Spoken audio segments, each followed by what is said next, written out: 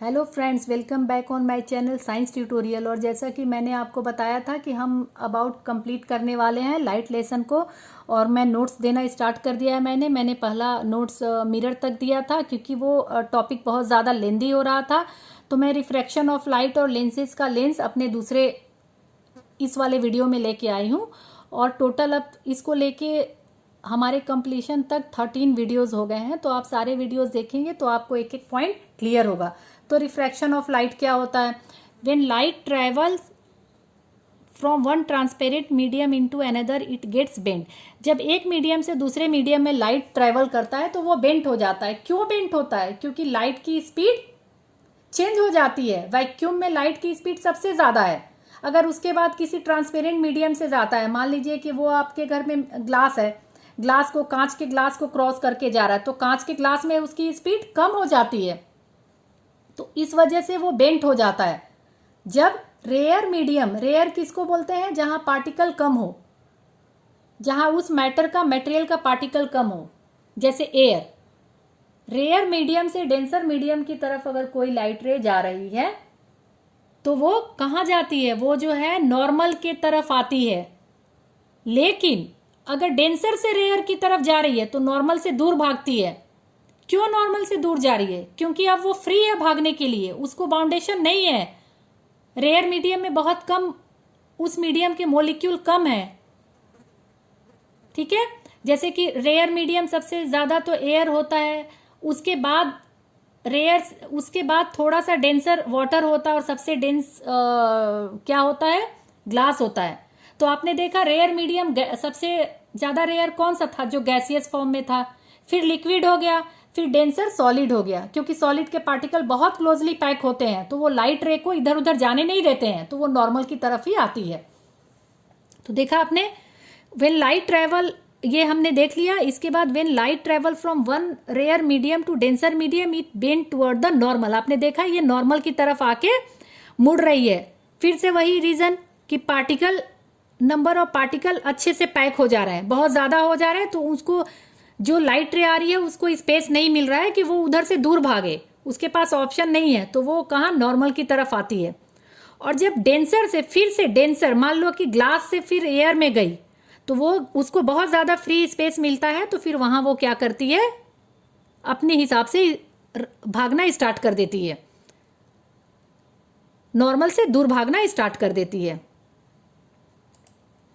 हमारा दूसरा ये है, रेक्टेंगुलर ग्लास स्लैब पे इसको समझाया गया है कि कैसे एक इंसिडेंट रे जो है यहाँ पे आया तो ये एंगल ऑफ आई बनाया, फिर यहाँ पे रिफ्रैक्ट हुआ तो एंगल आर बनाया, रिफ्रैक्ट हुआ तो फिर उसके बाद ग्लास को जब क्रॉस करके फिर उसको एयर में जाना है।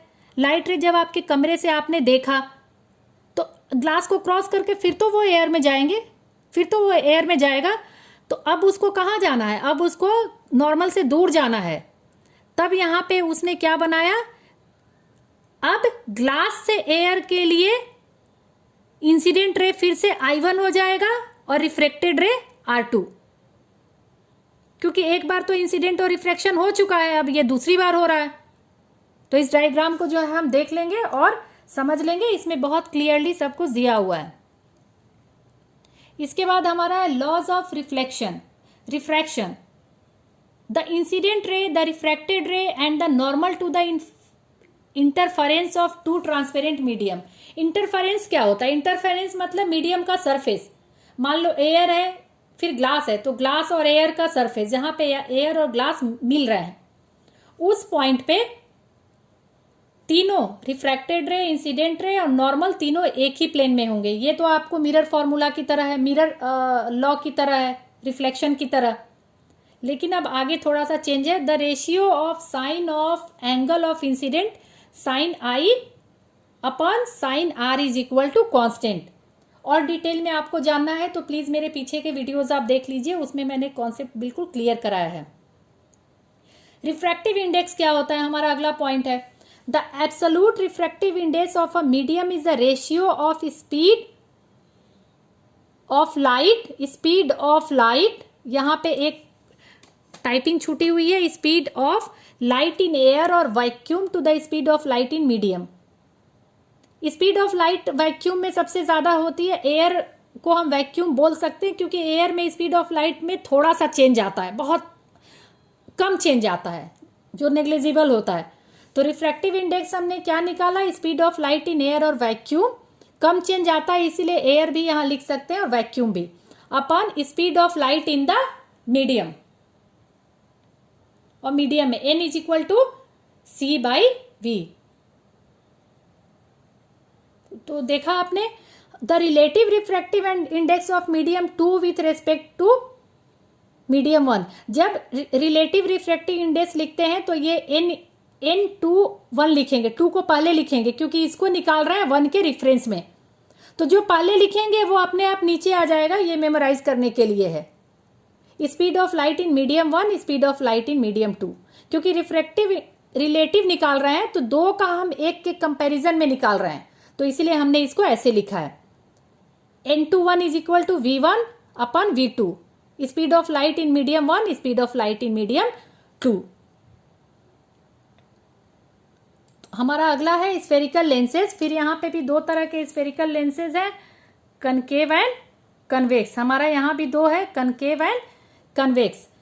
कन्वेक्स लेंस जो है आपको मैंने बुक में भी नोट बनवाया था। कन्वेक्स लेंस जो है उसके बहुत सारे नेचर कनकेव मिरर की तरह मिलते हैं, क्योंकि both are converging in nature, light को कन्वर्ज करना है। कन्वेक्स जो है वो मिडल से थिकर होता है, आपने देखा है मिडल से थिकर होता है, चौड़ा, इसीलिए लाइट को ये कन्वर्ज कर रहा है, क्योंकि लाइट रे का एक टेंडेंसी होती है बेस की तरफ जाने की। तो इसका बेस क्या है, चौड़ा पार्ट बीच में है, ऊपर तो इसका बेस नहीं है, बेस नीचे है। तो लाइट रे जो है यहां से आके बेस की तरफ जाना चाह रही है, तो ये कन्वर्ज कर रही है सारे लाइट को। कन्वेक्स ये बिल्कुल आपको कनकेव मिरर की तरह काम कर रहा है। कनकेव लेंस क्या है, कनकेव लेंस जो है यहाँ भी लाइट रे बेस की तरफ जाएगी, तो इसका बेस दोनों साइड ऊपर में है, एक बेस तो यहाँ है चौड़ा पार्ट, एक बेस नीचे है, तो ये बेस की तरफ जा रही है, इसीलिए ये डाइवर्जिंग इन नेचर है।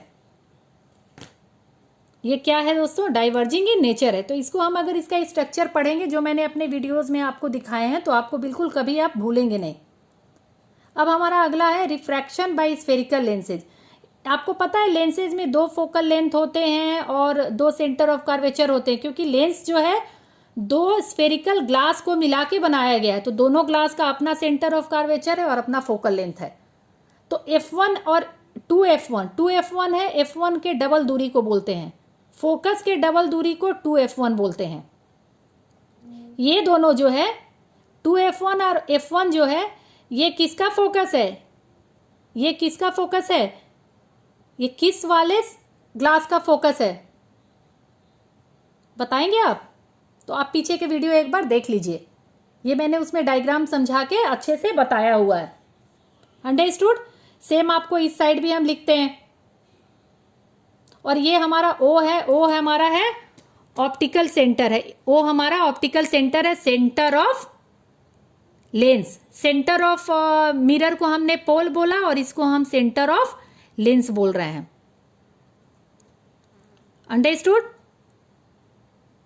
तो इसको हम इसको आप पीछे वीडियो देख के इसको आप ध्यान रखिए कि ये किसका, आप उसमें सर्च कीजिए कि मैंने क्या बताया है कि F1 किसका है,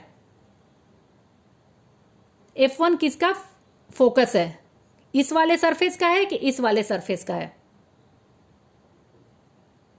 ठीक है, तो ये हमारा है, इसमें हमें रे डायग्राम से दिखाया गया है कि एक जो है ये कन्वर्ज कर रहा है और ये जो है डाइवर्ज कर रहा है, ये ठीक है। इसमें भी सेम है, ऑप्टिकल सेंटर है, F1 F2 सेम है इसमें भी, तो आप इसको नोट के फॉर्म पे आप लिख लेंगे। उसके बाद इसमें convex lens, a ray of light passing through the focus after refraction goes parallel to the principal axis. Focus से रिफ्रैक्ट होने के बाद ये प्रिंसिपल एक्सिस के पैरेलल हो जाता है, इसमें भी हो जा रहा है, कनकेव में भी अपीयर हो रहा है पैरेलल होते, फोकस पे जाते अपीयर हो रहा है कि फोकस पे गया और पैरेलल हो गया। दूसरा है in a convex lens and concave lens, a ray of light passing through the optical centre goes without deviation. Optical centre से जब गया, 3 इसमें केस, एक तो पहला केस हमारा ये था, ठीक है, जब सीधे आके गया दूसरा केस, जब फोकस से गया, और तीसरा केस हमारा ऑप्टिकल सेंटर से जब गया। जब ऑप्टिकल सेंटर से गया तो ये डेविएट नहीं हुआ, ये क्या हुआ, ये बिल्कुल भी डेविएट नहीं हुआ और अपने पाथ पे ये निकल गया। ठीक है, इसको हम थोड़ा सा, ये टाइपिंग एरर है, इसको हम थोड़ा सा ध्यान देंगे। ये 2F जो है ये इसका पार्ट है, 2F जो है ये इसका पार्ट है, इस वाले का। ठीक है, और ये जो है इसका पार्ट है। तो आप डायग्राम को सही से देख जाएंगे। ये हो गया हमारा। अब हमारा ये है image form by convex lens. Convex lens से इमेज कैसे बनता है? When the object is infinity the image is form at the focus F2। F2 पे बना, जब इनफाइनाइटी पे ऑब्जेक्ट हुआ। और अब देखिएगा इसमें जब फोकस पे होगा तो उसकी इमेज इनफाइनाइट पे बनेगी। ये रूल है, ये जो मैंने टेबल आपको कराया है। फिर आपका when the object is beyond 2F, 2F के थोड़ा सा पीछे हो, मतलब सेंटर ऑफ कर्वेचर की जगह हमने 2F लिख दिया यहाँ। सेम आपको मिरर की तरह चल रहा है, थोड़ा सा यहाँ पे चेंज हो गया। तो आप ये ध्यान, आप याद करने के लिए आप वैसे ही याद रखिएगा। ठीक है, the image is form between F2 and 2F, F2 it is diminished, real and inverted. ठीक है, तो ये क्या होता है, रियल और इन्वर्टेड। ये जो है ये यहाँ पे रियल का मतलब ये नहीं है कि ये आगे बन रहा है पीछे बन रहा है, क्योंकि ये मिरर नहीं है, ये ग्लास है, इसमें रिफ्रैक्शन हो रहा है। तो ये चीज आप ध्यान रखेंगे। तो ये हमारा हो गया। अगला हम देखेंगे when the object is at 2F1। जब 2F1 पे हुआ तो कहाँ इमेज बना, 2F2 पे बना। देखा आपने, रियल और इन्वर्टेड है, उल्टा है और रियल है। ये मैंने अपने पीछे वाले वीडियो में दिखाया है, आप वहाँ से समझने की कोशिश कीजिए। फिर उसके बाद when the object is between 2F1 and F1, 2F1 और F1 के बीच में होगा तो ये इमेज इन लार्ज, रियल और इन्वर्टेड होगा और बहुत बड़ा होगा और 2F2 के पास होगा, बियॉन्ड होगा।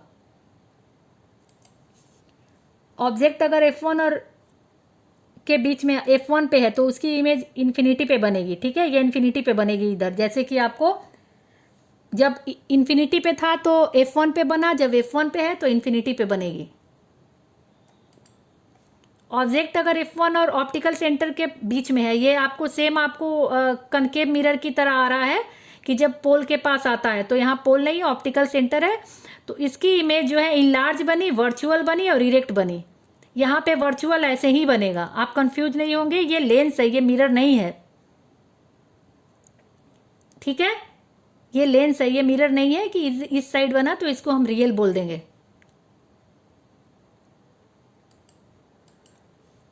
अब आपका आ गया image form bye concave lens.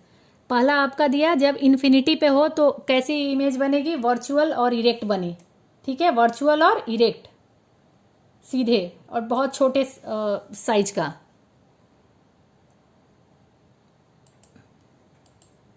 उसके बाद ये साइन कन्वेंशन है। साइन कन्वेंशन बिल्कुल सेम है जैसे कि उसमें चला, बस इसमें चेंज ये है, the focal length of convex lens is positive. Convex lens का फोकल लेंथ पॉजिटिव है क्योंकि इस वाले सरफेस का फोकल लेंथ किधर है, इसका फोकल लेंथ, इस सरफेस का फोकल लेंथ इस साइड को होता है।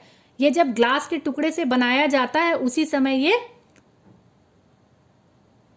समझ में आ जाता है। ये मैंने पीछे अपने वीडियो में बना के दिखाया था कैसे बनता है और क्यों इसका फोकल लेंथ पीछे चला जा रहा है। क्यों?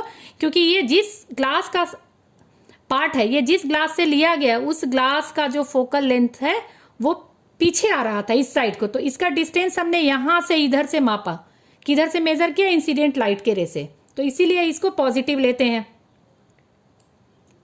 दूसरा, हमारा दूसरा जो है focal length of concave lens is negative. Negative लेते हैं कनकेव का क्योंकि कनकेव जो है उसके सामने ही फोकल लेंथ होता है, तो वो अपोजिट डायरेक्शन में हम मेजर करते हैं ऑप्टिकल सेंटर से।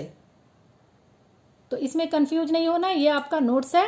लेंस फॉर्मूला बिल्कुल सेम है आपको मिरर फॉर्मूला की तरह, बस 1/v माइनस 1/u हो जाता है। और मैग्निफिकेशन भी हम सेम लिखेंगे, बस यहाँ पे हमने एक प्लस का साइन दिखा दिया है। मिरर में क्या था, -v/u था, यहाँ पे +v/u होता है। अगर प्लस नहीं भी लिखते हैं तो कोई प्रॉब्लम नहीं आती है। पावर ऑफ लेंस क्या होता है, reciprocal of focal length. Power का SI यूनिट आपको डायोप्टर होता है। 1 dioptre is the power of a lens whose focal length is 1 metre. ये मैंने पीछे वाले वीडियो में भी बताया था। The power of a convex lens is positive and the power of concave lens is negative. ये मैंने आपको समझा दिया है क्यों कन्वेक्स का पॉजिटिव होता है लेंस का और क्यों कनकेव का निगेटिव होता है। तो ये हमारा लाइट लेसन पूरी तरह से कंप्लीट हो गया। एक्सप्लेनेशन हो गया, NCERT रीडिंग हो गई, अंडरस्टैंडिंग हो गई, इसमें NCERT सॉल्यूशन भी कर लिया और आपको नोट्स भी दे दिए। ये नोट्स आपका कीवर्ड है, की है, जो आपको सक्सेस दिलाएगा आपके बोर्ड एग्जामिनेशन में, जब आपको 100% मार्क्स लाने हैं। तो आप इसको पढ़ते रहिए और मेरे चैनल को भी देखते रहिए। Thank you.